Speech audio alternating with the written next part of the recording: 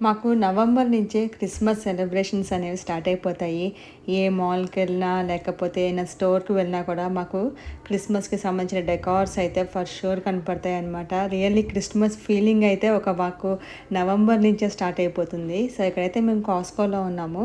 ఇక్కడైతే Christmas decors పెట్టాడు. చాలా బ్యూటిఫుల్‌గా ఉన్నాయి అన్నీ కూడా. బట్ కొంచెం ఎక్స్‌పెన్సివ్‌గా కూడా ఉన్నాయి కానీ చాలా డిఫరెంట్‌గా అనిపించినాయి. నేనైతే అంటే ఈ టైప్ ఆఫ్ డెకార్స్ అయితే నేను చూడలేదు ఎప్పుడూ కూడా. కానీ చాలా బ్యూటిఫుల్‌గా అయితే ఉన్నాయి. అండ్ అలాగే మాకు కెనడాలో చలి కూడా స్టార్ట్ అయింది.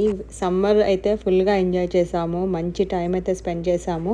సో, ఇంకా వింటర్ స్టార్ట్ అవుతుంది. నెక్స్ట్ 7, 8 మంత్స్ దాకా మాకు ఈ చలిలోనే ఉండాలి.